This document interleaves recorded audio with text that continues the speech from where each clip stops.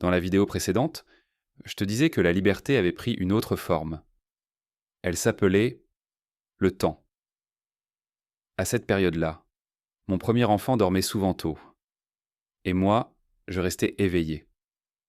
Pas pour travailler, juste pour souffler. Un soir, je suis tombé sur une vidéo. Une personne expliquait qu'il existait différentes façons de gagner de l'argent avec Amazon.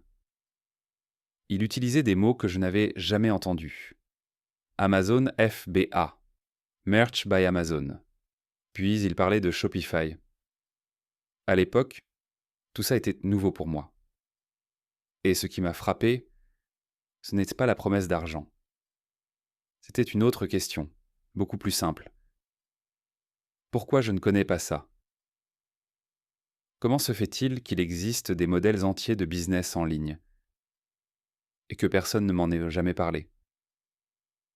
Alors j'ai commencé à creuser, pas avec un objectif précis, pas pour quitter mon travail, juste pour comprendre. Je voulais savoir ce que c'étaient vraiment ces modèles, pourquoi certaines personnes les utilisaient, et surtout, si c'était accessible à quelqu'un comme moi. Ce qui était étrange, c'est que plus je regardais ces vidéos, plus je réalisais à quel point tout ça m'était inconnu. Je travaillais, j'avais fait des études, j'avais un emploi stable, et pourtant, il existait tout un monde parallèle dont je n'avais jamais entendu parler.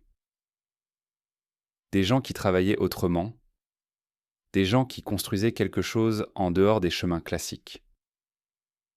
Pas forcément pour devenir riche, mais pour gagner un peu plus de liberté.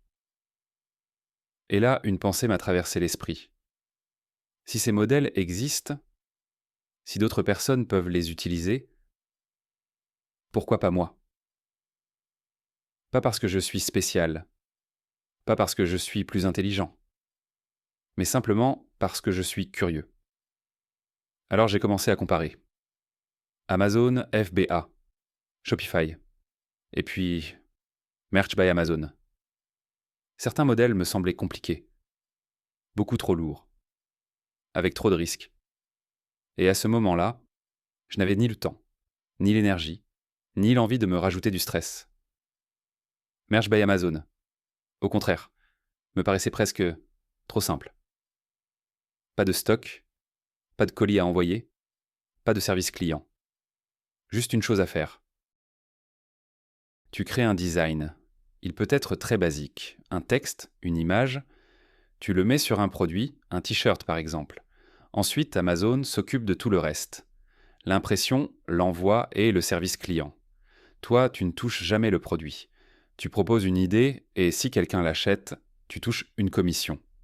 C'est ce qu'on appelle l'impression à la demande.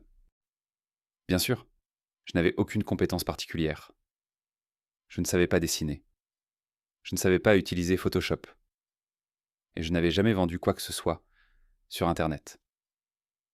Mais malgré tout ça, le modèle me semblait accessible. Comme si pour la première fois, la barrière d'entrée n'était pas si haute. Alors j'ai fait quelque chose de très simple. J'ai arrêté de regarder. Et j'ai décidé d'essayer. Pas avec un grand plan. Pas avec de grandes attentes. Juste avec une question en tête. Est-ce que quelqu'un, quelque part, serait prêt à acheter quelque chose que j'ai créé? Et ça, c'est exactement ce qu'on verra dans la prochaine vidéo.